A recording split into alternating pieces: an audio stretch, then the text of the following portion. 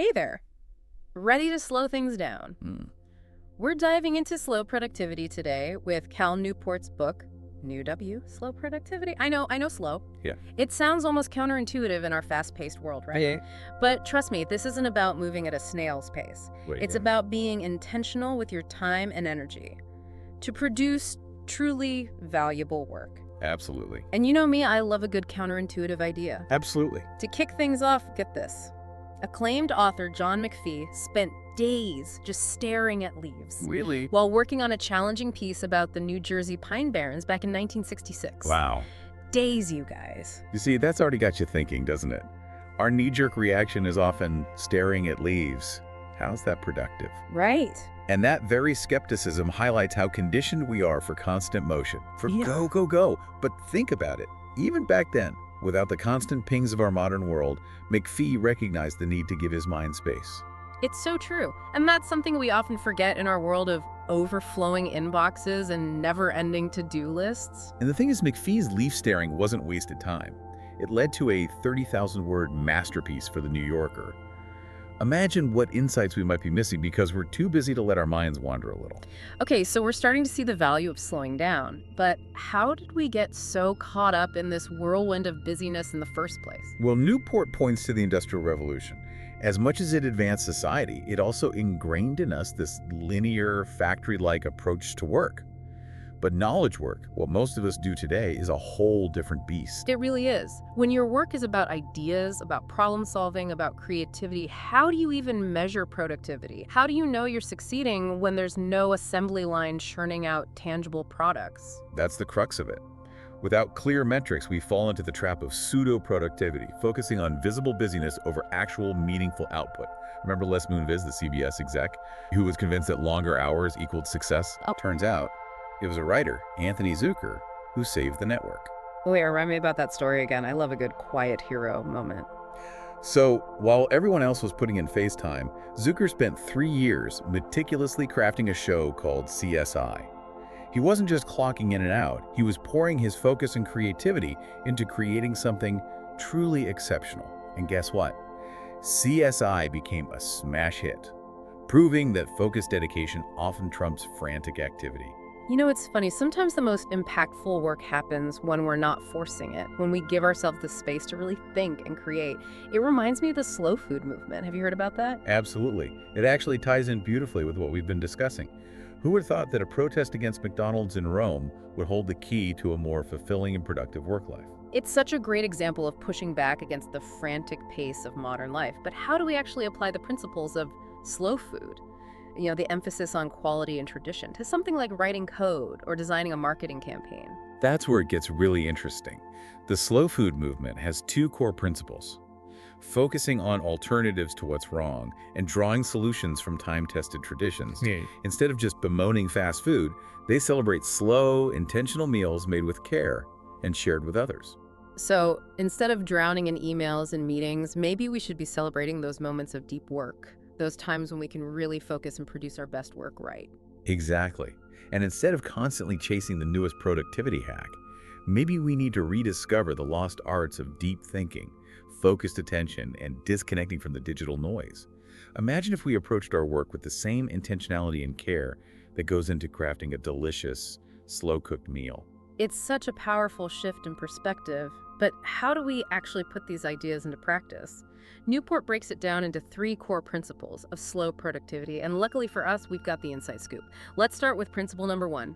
Do fewer things. I know it sounds almost too simple, but to really illustrate this point, Newport shares a fascinating story about Jane Austen, and it really resonated with me. You see, before she became the renowned author we know today, she was constantly busy with family obligations, social events, the works. It wasn't until her family's school closed and she had more unscheduled time that she was able to truly focus on her writing and flourish as an author.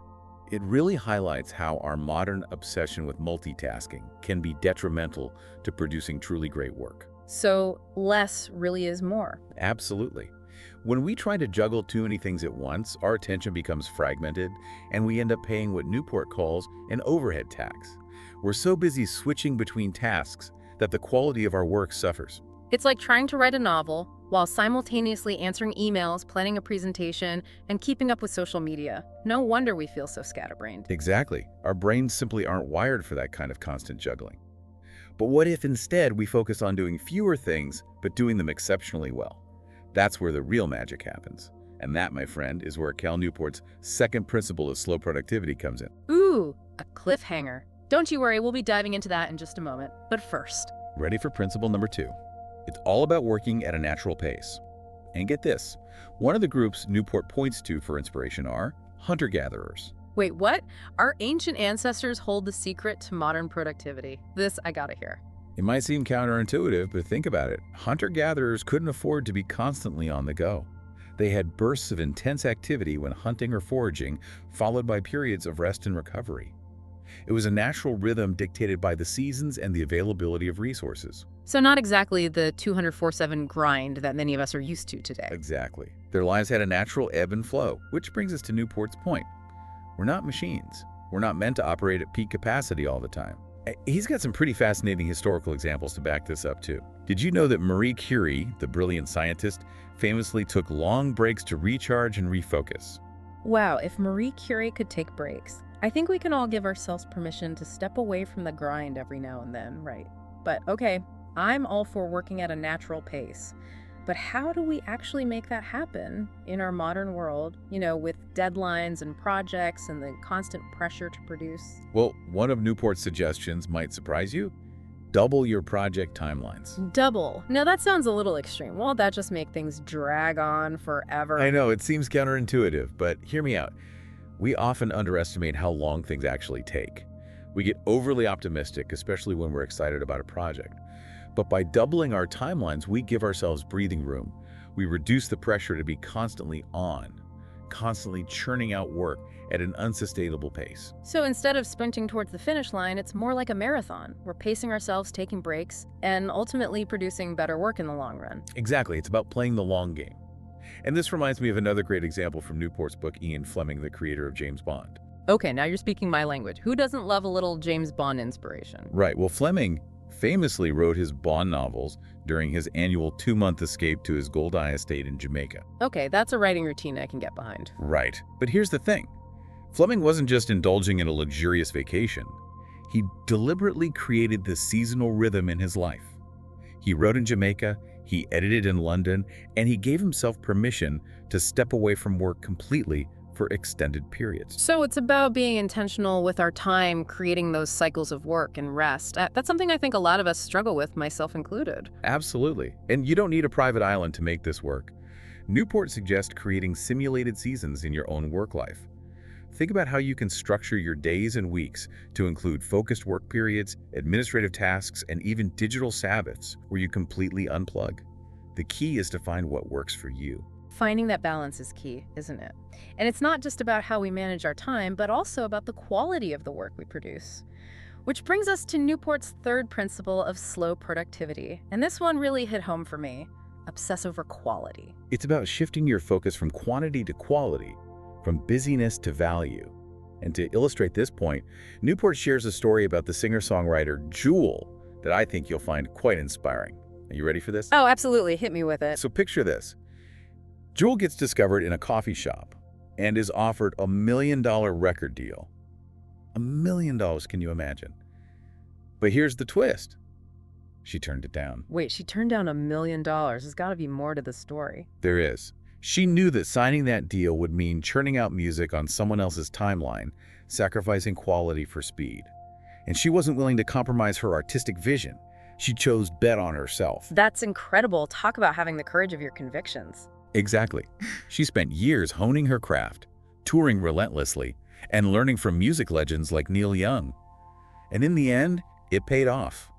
Her debut album became a massive hit. Wow, what a testament to the power of trusting your gut and prioritizing quality. So how do we bring this idea of obsessing over quality into our own work, even if we're not Grammy-winning musicians? That's the million-dollar question, isn't it? And luckily for you, we've got the answers, or at least Cal Newport does. Let's dive into that in part 3 of our deep dive into slow productivity. Welcome back. So we're talking about obsessing over quality. Which sounds great in theory, but how do we actually do that in our daily work lives? Is it something we can learn, or are some people just born with that it factor? Well, Newport argues that a huge part of it comes down to something he calls improving our taste. Okay, taste. Like knowing a good wine from a bad one. Help me out here. You got it.